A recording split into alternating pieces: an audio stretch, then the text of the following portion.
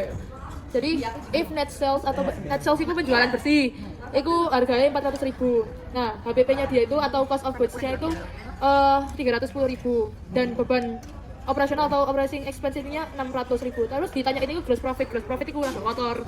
Nah, kalau misalnya enggak lah. Jadi laba kotor atau gross profit. Ini 60.000 kan tadi? Iya, 60.000. Iya, maaf.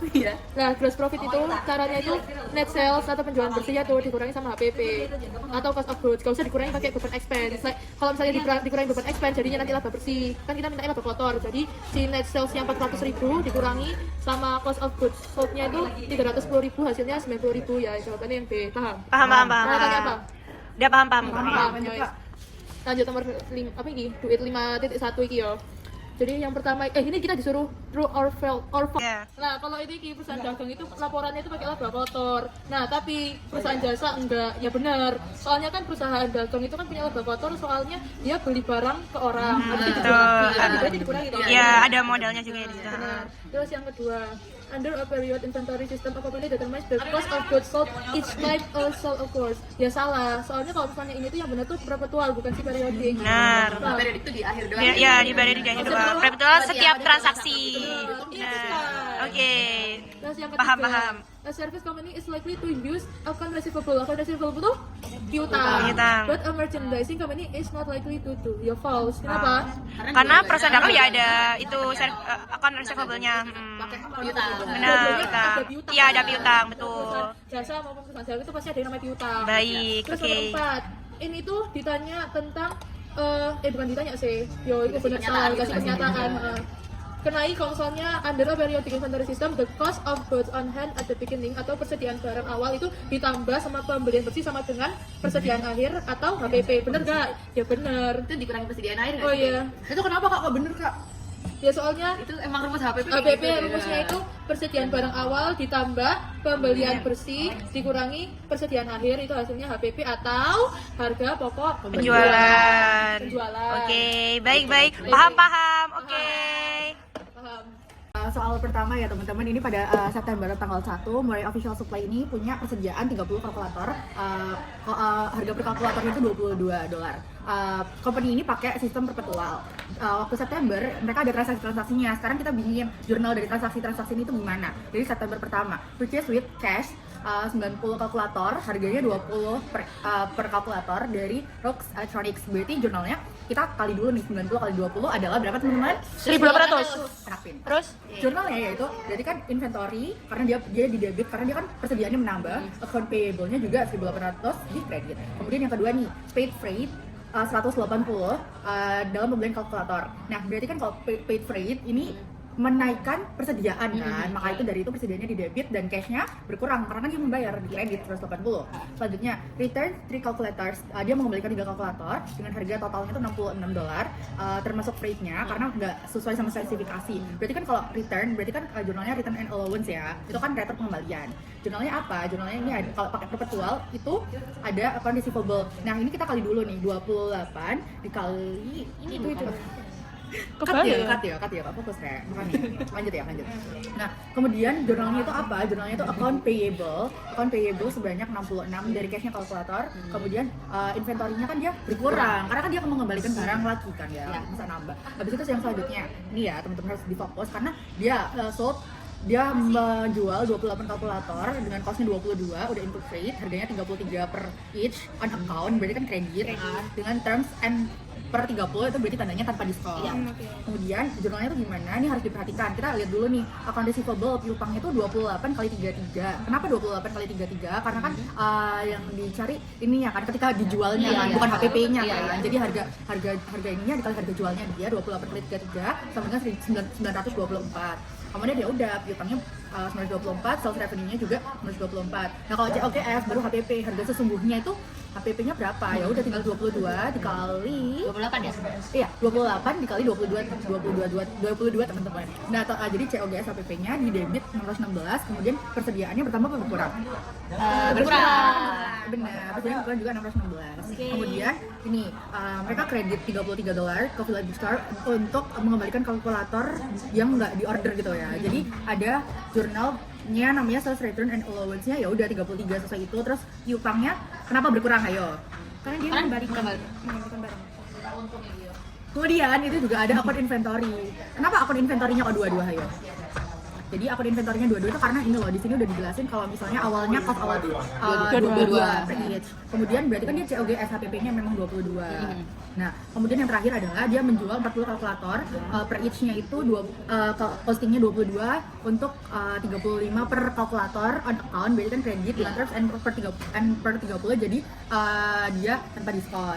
Akunnya ya udah account receivable piutangnya dia tuh bertambah tapi dicatatnya 40 kali 35 karena ini kan yang dicari waktu harga jual bukan HPP-nya. Iya. Jadi kan 1.400 kan. Terus sales revenue pendapatannya dia juga 1.400 di kredit, kemudian COGS ya udah kita cari HPP-nya ini 40 kita kali 22 880, inventory-nya berkurang 880.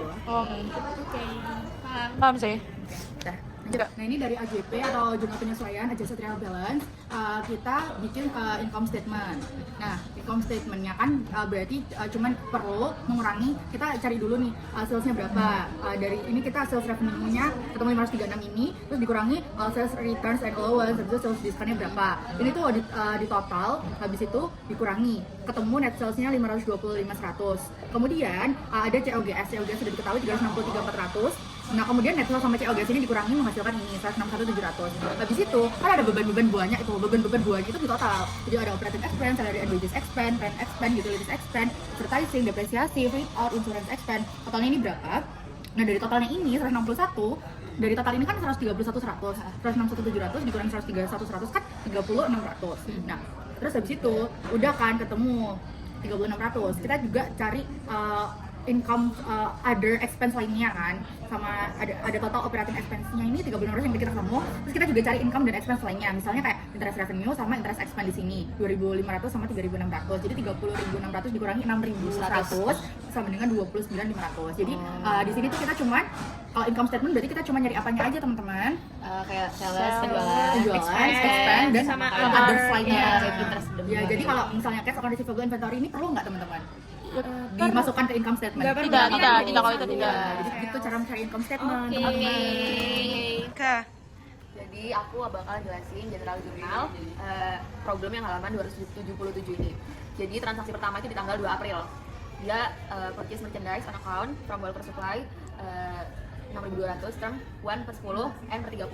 Jadi kalau misalnya ada kata-kata gini kan pasti kredit kan belinya. Benar. Oleh karena itu dia beli, berarti inventory-nya persediaannya nambah. Terus account payable-nya atau utangnya juga nambah karena dia belinya secara kredit. Kredit, betul. Jadi inventory-nya 6.200, kreditnya account payable juga nambah 6.200. Oke. Lalu tanggal 4 itu ada sold merchandise on account 5.500, FOB destination ada yang tahu nggak? Itu biaya angkut ditanggung pembeli atau penjual? Penjual. Ini juga ada terms-nya, jadi kayak secara kredit juga. Nah, tapi ini masuknya ke account receivable, jadi kita ngasih piutang. Terus piutangnya nambah, jadi di sisi debit 5.500. Kemudian sales revenue-nya juga nambah. Jadi walaupun kayak belum diterima cash-nya, tapi itu apa ya, tetap hitung masuk ke pendapatan gitu loh. Jadi itu masuk ke kredit. Terus ini ada kalimat yang kedua, jadi tetap di tanggal 4 tapi ada transaksi yang kedua, itu the cost of the merchandise sold was 3.400. Jadi cost of goods sold-nya atau HPP-nya itu di debit posisinya 3.400. Kemudian persediaannya berkurang di 3.400 di kredit. Yeah. Di kredit. Lalu transaksi di tanggal 5 itu dia paid bayar 240 freight on April for sale. Jadi nanti dia freight on-nya di debit posisinya 240, cash-nya berkurang karena dia udah dipakai bayar kan. Iya, membeli. Jadi cash-nya uangnya berkurang. Tanya, break out apa tadi? Kayak Kontainernya gitu loh di dalamnya, buat nyimpen persediaan inventory. buat inventory. Lalu di tanggal 6 ada dia receive credit from Walker Supply for merchandise return 500. Jadi di tanggal 6 itu account payable utangnya berkurang karena dia udah nerima kredit gitu kan. Jadi utangnya berkurang. Kalau utang berkurang pasti debit apa kredit? Kalau utang berkurang Debit. ya. Kredit. Jadi 500 account payable itu di debit, terus inventory-nya juga berkurang. Itu posisinya di kredit 500 juga. Lalu tanggal 11 itu paid Walker Supply in full less discount. Oke. Jadi tanggal 11 itu Udah bayar udah full. bayar, account payable-nya udah bayar full 5.700. Masih di debit. Utangnya berkurang 5.700 dari 6.200 ini. Heeh. Nah, di tanggal 2 Betul. dikali 500. 500, Nah, itu udah betul. dibayar semua gitu. Betul, betul. Oh. Kan itu kan retur. Heeh. Jadi dikurangi, kan udah diretur. Terus dia berarti 5.200 dikurangi 500. betul. soalnya retro ya. Jadi nggak dihitung toh returnya. Oh iya. Terus persediaannya berkurang karena dia tadi di awal ini ada Termin, 1/10. Ya. Jadi dikurangi 1% karena dia bayar jangka waktu itu masih dalam 10 hari gitu. Betul. Nah itu diskonnya ini, inventory itu 57. Terus habis itu cashnya berkurang sebesar 5.463. Lalu di transaksi tanggal 13 itu receive collection in full less discount from customer built on April tanggal 4. Jadi cashnya bertambah sebesar 5.445. Jadi di tanggal 4 ini boleh ini toh? 5.445 itu dari Kan awalnya itu segini, 5.500 sold merchandise on account 5.500, tapi dia dapat diskon. Diskonnya itu sebesar 55. Jadi piutangnya udah dibayar semua. Piutangnya kan kalau di kredit itu berarti berkurang kan piutang. Nah, piutangnya 5.500. Ini didapat dari 5.445 ini ditambah 55 dari sale diskon. Betul. Terus tanggal 14 purchase merchandise for cash 3.800. Inventory-nya nambah di debit. Lalu cashnya berkurang 3.800 karena di soal ini kan udah beli persediaan. iya, terus gak ada kayak terms 1/10, N/30, jadi cash. Oke. Terus tanggal 16 itu receive refund from supplier for return goods on cash purchase of April 14 sebanyak 500. Jadi inventory-nya salah. Jadi cash-nya bertambah 500, inventory-nya berkurang sebesar 500. Lalu di tanggal 18 itu purchase merchandise from Benjamin, jadi dia beli lagi sebesar 4.500 FOB shipping point. Kalau tadi destination kan dari Penjual. kalau shipping Pembeli kita, pembeli. Ya betul. Terus ini ada keterangan lagi terms 2/10 N/30. Jadi kalau misalnya dia dari tanggal segitu tuh jangka waktu 10 hari dapat diskon 2%. Berarti itu nggak dapat diskon ya? Gimana? Kan kalau misalnya kalau misalnya ada keterangan 1/10 2/10 kan otomatis kredit bayarnya. Nah, ini kalau misalnya 2/10 tuh berarti dapat diskon 2%. Kalau misalnya bayarnya dalam jangka waktu 10 hari gitu. Oh ya, dapat ya berarti. Jadi persediaannya inventory bertambah. Oke. Terus utangnya juga bertambah 4.500. Ah. Jadi belum dibayar jadi nggak perlu dikurangi. Betul. Masih awal beli. Terus tanggal 20 itu ada paid freight fund April 18 purchase 160. Jadi inventory-nya persediaannya juga bertambah. Betul. Sebesar 160. Tapi cashnya berkurang karena dia paid Beli. kan, dia bayar. Purchase. Terus transaksi tanggal 23 itu sold merchandise for cash 7.400. Itu berarti cashnya bertambah kan karena dia kayak udah berhasil jual. Pendapatannya juga bertambah, sales revenue. Bertambah 7.400. Terus kalimat kedua itu the merchandise sold had a cost of 4.120. Jadi COGS ya, cost of goods sold itu 4.120. Terus di sisi kredit inventory-nya berkurang 4.120. Lalu tanggal 26 purchase merchandise for cash. Berarti inventory-nya bertambah kan? Iya. Sebesar 2.300. Tapi di sisi lain cash-nya berkurang karena buat beli tadi 2.300 juga berkurang. Di tanggal 27 paid Benjamin Glassware in full less discount. Ini tadi kan di tanggal berapa ya tadi yang 2/10? Tanggal 18. Nah, dia kan beli tanggal 18. Terus ini tanggal 27 dia bayar. Jadi account payable-nya yang awalnya kredit itu jadi debit karena utangnya udah berkurang. Itu 4.500 dengan rincian inventory-nya atau kayak dapat 2 diskon 2/10 itu sebesar 90. Terus cash-nya 4.410. Jadi kan kalau di total tuh 4.800. Kurangi 90 jadi 410. Di tanggal 29 made refund to cash customer for defective merchandise 90. Jadi itu nanti self return itu debitnya 90, terus cashnya berkurang di kredit berarti 90 juga. Kemudian the return merchandise had a fair value of 30. Jadi inventory-nya bertambah sebanyak 30, HPP-nya juga 30 di sisi kredit. Berarti betul berarti HPP-nya. Lanjut. Transaksi yang terakhir, sold merchandise on account. Jadi kayak dia berhasil jual gitu kan. Tapi dia nimbulin piutang. Piutangnya sebanyak 3.400, kan piutang kalau nambah di debit. Terus sales revenue tetap terhitung pendapatan walaupun belum diterima cashnya nih. Itu di kredit pendapatan nambah 3.400. Lalu yang terakhir, the cost of the merchandise sold plus 1.900.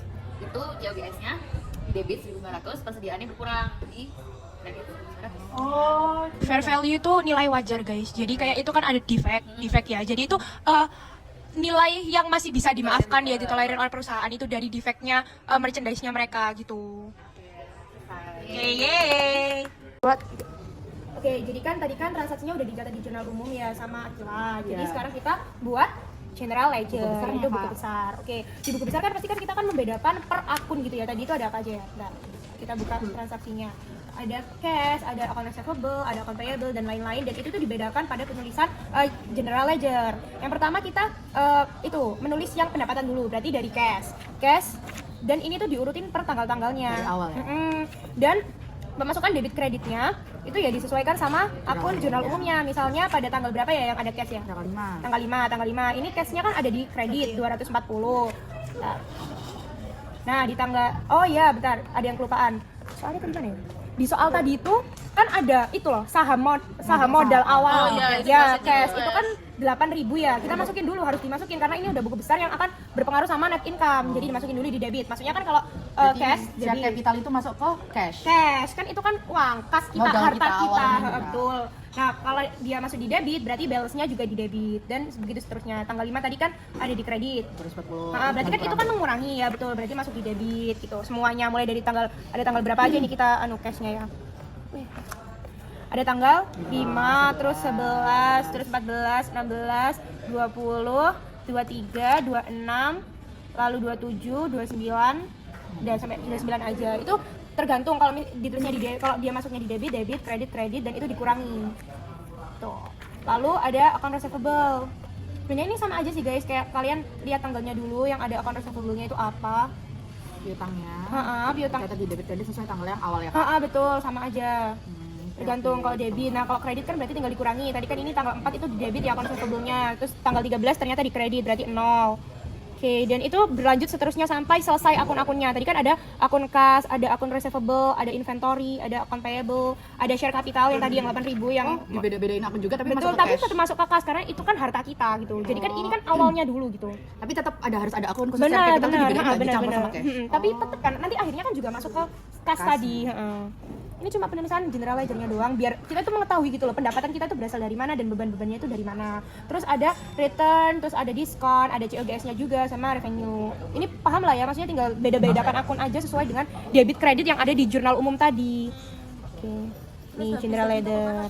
Oke, setelah di general ledger kita langsung buat income statement yang penting buat perusahaan karena kita tuh harus tahu keberhasilan perusahaan ini tuh dapat dari mana sih gitu. Laba rugi. Cara nyari income statement tuh gimana? Nah, jadi cara nyari income statement itu pertama kita harus tahu kayak total penjualan kita itu berapa dari kita tuh sudah berhasil menjual berapa sih, seberapa banyak sih dari perusahaan kita dan total dari akun Sales revenue ya, Kak. Ya, dari akun sales revenue ini 16.300 kan.